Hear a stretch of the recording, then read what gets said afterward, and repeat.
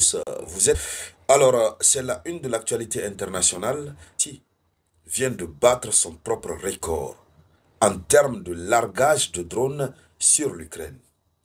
La Russie vient de battre son propre record jamais réalisé. Même ce qui s'est passé ce week-end dernier, c'est encore moins. Ce qui s'est passé dans la nuit du dimanche 25 au lundi 26 mai 2025 en Ukraine, ça a rendu le président américain, vraiment ça lui a rendu autrement. Il est énervé, Donald Trump est énervé jusqu'à ce qu'il a donné un qualificatif à Poutine, un qualificatif qu'il n'aurait pas dû donner à Poutine, puisque en tenant compte de leur relation et du chemin que l'Amérique veut emprunter en termes de relations bilatérales avec la Russie. Mais tellement que c'est grave ce que l'Ukraine a reçu comme acte de la part de la Russie, Donald Trump s'est emporté. Pour ceux qui ne le savent pas, dans la nuit du samedi 24 au dimanche 25 mai, la Russie a largué 298 drones, plus plusieurs missiles. Alors, ça c'était un record jamais réalisé depuis 2022. Ça c'était dans la nuit du samedi. Et ça fait beaucoup de dégâts, que ce soit dans la capitale ukrainienne ou que ce soit à l'intérieur du pays. Et cette fois-ci, pour le premier cas du samedi, 30 villes ont été touchées. Cette fois-ci, c'est au moment où je suis en train de réaliser la vidéoconférence, il est 12h00 GMT, c'est en cours, ça ne fait que tomber. Et pour le moment, on n'a pas beaucoup d'informations. Mais ce qui reste clair, à l'instant où nous sommes en train de parler, il y a 355 drones qui ont été largués, plus particulièrement sur la ville de Kiev et dans le sud-ouest toujours de l'Ukraine. Alors, qu'est-ce qui pousse vraiment Vladimir Poutine, la Russie, à intensifier ainsi? Dans une période où l'Ukraine n'est plus une priorité pour la Russie et pour les États-Unis d'Amérique. L'Ukraine était une priorité lorsque l'Amérique avait besoin de signer un accord pour l'extraction du minerai ukrainien. Mais désormais que le minerai ukrainien appartient dans sa totalité et dans sa globalité à l'Amérique, l'Amérique poursuit ses intérêts.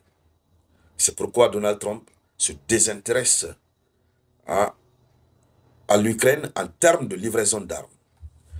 Allons-y dans les profondeurs, dames et messieurs. L'Ukraine est secouée. Selon l'information officielle, la Russie a lancé 355 drones sur l'Ukraine pendant la nuit.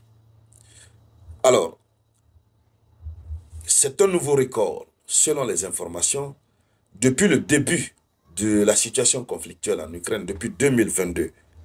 C'est-à-dire, ce qu'ils ont fait le samedi, c'était le record jamais réalisé depuis 2022. Ce nouveau record vient de battre le record des 24 heures passées. Poutine est dans l'ascenseur de la destruction totale de l'Ukraine.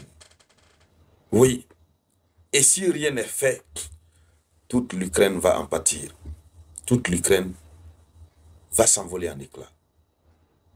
Alors, selon l'information qui est donnée par un communiqué de l'armée de l'air ukrainienne, le communiqué dit ceci. L'ennemi a lancé une attaque combinée contre l'Ukraine en utilisant 364 projectiles d'attaque aérienne, dont 355 drones de combat et drones leurre, c'est-à-dire il y a deux types de drones. Il y a des drones de combat, eux, quand ils viennent, c'est pour fracasser, c'est pour finir avec tout. Il y a des drones, quand eux, ils viennent, c'est pour tromper. Donc eux, ils viennent, ils lancent ces drones de leurre, c'est pour vous tromper. L'adversaire va penser que c'est un drone de combat. L'adversaire va concentrer son énergie sur ce drone pour chercher à frapper ce drone. Pendant ce temps, ce n'est pas un drone de combat. D'ici que l'adversaire n'abatte ce drone, qui ressemble ce drone de l'heure qui ressemble au drone de combat. Les autres drones de combat sont déjà passés fia et partent procéder à leur opération. Alors, donc, il y avait 355 drones de combat et drones de l'heure, ainsi que 9 missiles de croisière. La Russie a commencé à utiliser des missiles de croisière. Voici ce qu'a rapporté le communiqué de l'armée de l'air ukrainienne. Alors, il faut dire clairement, avant de continuer dans les profondeurs, il faut dire que c'est un message clair que la Russie est en train d'envoyer.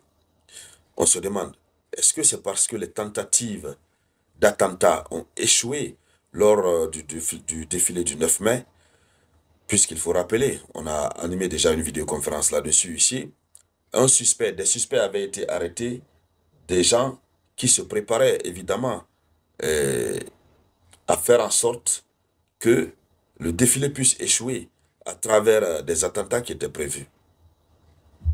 Alors, est-ce que c'est parce que... Donc, il y a cette question qu'on se pose, mais de l'autre côté, c'est-à-dire, la Russie est vraiment très engagée ces derniers temps. Alors, est-ce une réponse à ce que l'Ukraine a voulu faire, ou qu'est-ce qui se passe concrètement? Est-ce que c'est parce que les négociations ont échoué? Alors, de l'autre côté, il faut dire que Emmanuel Macron, j'ai dit Emmanuel Macron, le président Donald Trump, il a qualifié Vladimir Poutine. Il dit qu'il n'est pas du tout content. Il dit ceci, il dit « Je ne suis pas content de ce que fait Poutine ». Alors, il dit que Vladimir Poutine, qui envoie des roquettes sur des villes et tue des gens en Ukraine, alors que nous sommes en pleine discussion pour parvenir à un éventuel cessez-le-feu. Il dit, je ne suis pas satisfait de ce que fait Poutine. Il envoie beaucoup de personnes au repos éternel. Voici la déclaration qu'il a faite. Il dit, Poutine est complètement fou. Alors, quelque part, il dit, voilà, il dit, nous sommes en pleine discussion et il envoie des roquettes pour envoyer les gens au repos éternel. Il envoie des roquettes sur Kiev et d'autres villes. Il dit, je n'aime pas ça du tout. Poutine est devenu complètement fou. Alors donc, Donald Trump est irrité. Pourquoi? Il dit, nous sommes en pleine discussion. Et il envoie des roquettes dans plusieurs villes. Donc pour Donald Trump, Poutine devrait cesser ça, puisque les discussions ont commencé. Mais malheureusement, il n'y a pas de cessez-le-feu pour le moment. Les discussions sont en train d'être menées parallèlement avec la guerre qui continue. Et donc, dames et messieurs, c'était ça.